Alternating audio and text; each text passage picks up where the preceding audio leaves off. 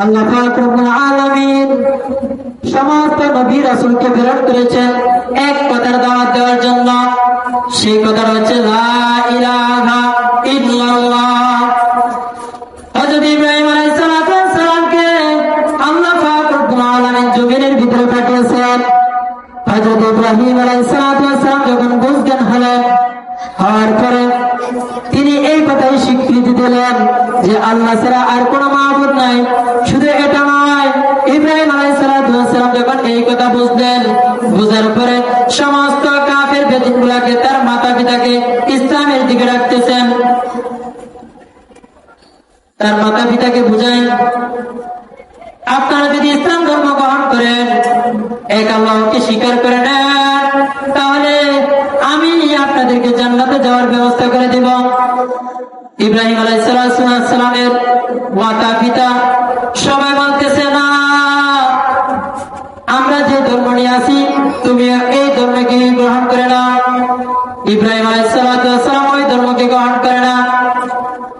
একদিন হঠাৎ ইব্রাহিম আলাইহিস সালামের পুরা কওম, তার মাতা পিতা সহ বাহিরে সফরে যাইবে। এবার ইব্রাহিমকে ডাকতে বলতেছে, ওই ইব্রাহিম, আমরা তো বাহিরে যাইতেছি পিকনিক করার জন্য, তুমি কি আমাদের সাথে যাবে না? ইব্রাহিম আলাইহিস সালাম ডাকতে বলতেছে, না, আমি একটু অসুস্থ, আজকে আমি কোথাও যাব না। ইব্রাহিম আলাইহিস সালামের মাতা পিতা এবার সমস্ত কওমকে নিয়ে চলে গেলেন সফরে। যাওয়ার পরে ইব্রাহিম আলাইহিস সালাম দাঁড়িয়ে দাঁড়িয়ে দেখতেছে। তার কওমবাসী যখন দেখলেন যে একটু দূরে গেলাম, এবার ইব্রাহিম চলে গেলেন মূর্তির ঘরে। কোথায়? মূর্তির ঘরে। মূর্তির ঘরে যাওয়ার পরে হযরত ইব্রাহিম আলাইহিস সালাম একটা কুড়াল হাতে নিলেন।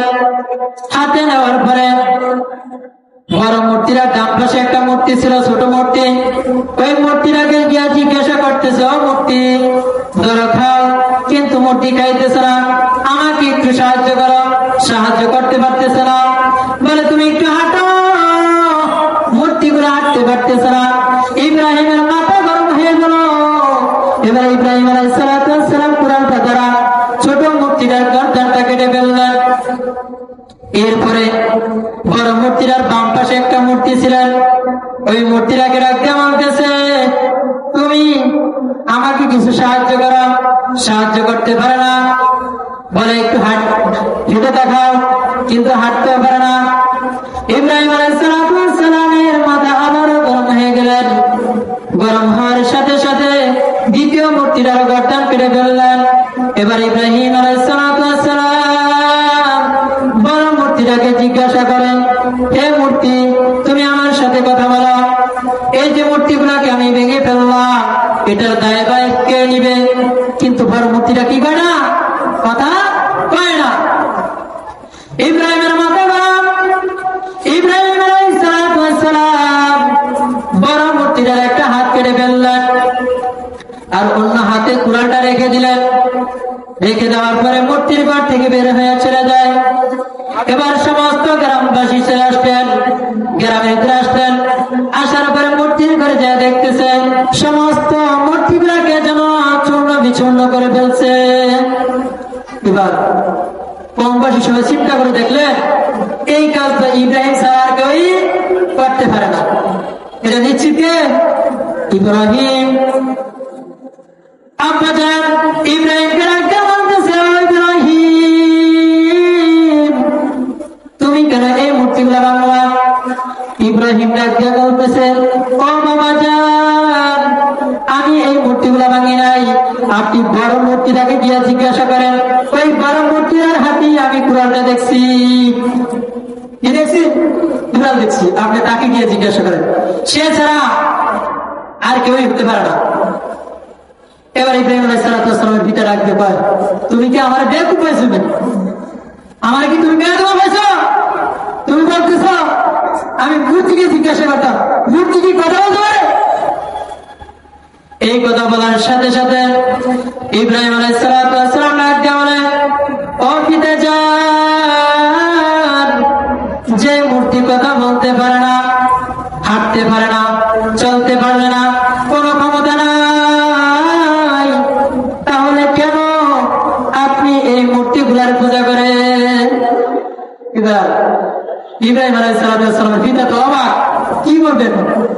আর কিছু বলার সুযোগ নাই। এবার পুরা কওম মিলেন চলে গেলেন নমরুদের কাছে। নমরুদের কাছে যাওয়ার পরে নমরুদকে ডাক দেওয়া বলতেছে, ও বাদশাহ, ইব্রাহিম আমাদের মূর্তিগুলাকে ভেঙে ফেলছে। নমরুদ ইব্রাহিমকে ডাক দিলেন। ইব্রাহিমকে ডাক দেওয়ার পরে যখন ইব্রাহিম আলাইহিস সালাতু ওয়াস সালাম নমরুদের কাছে আসলেন, আসার পরে বলতেছে, হে ইব্রাহিম, তুমি কেন এই মূর্তিগুলাকে ভেঙে ফেললা? ইব্রাহিম আলাইহিস সালাতু ওয়াস সালাম বলেন, আমি এই মূর্তিগুলা ভাঙি নাই। তার কি হচ্ছে? মূর্তির জিজ্ঞাসা করেন, মূর্তি তো কথা বলতে পারে না। তাহলে তুমি কি আমাদের এই মূর্তিগুলাকে রব হিসাবে স্বীকার করো না? বলে না। আমাকে স্বীকার করে? বলে না। তো কেন? তুমি কেন আমাকে রব বলে স্বীকার করো না, বাদশাহ বলে স্বীকার করো না? ইব্রাহিম আলাইহিস সালাতু ওয়াস সালাম নমরুদকে ডাকতে বলতেছে, ও নমরুদ, আমি আপনাকে কখনোই রব বলে স্বীকার করি না।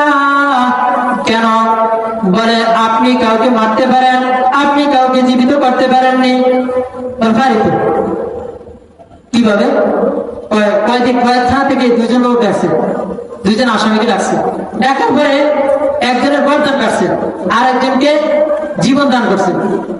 এবার নমরুদ ডাক দিয়ে বলে, হে ইব্রাহিম, দেখছো নি, আমি একজনকে জীবন দান করলাম, আর একজনের গর্দান কেটে ফেললাম। ইব্রাহিম আলাইহিস সালাতু ওয়াস সালাম, আচ্ছা ঠিক আছে, এটা বুঝলাম।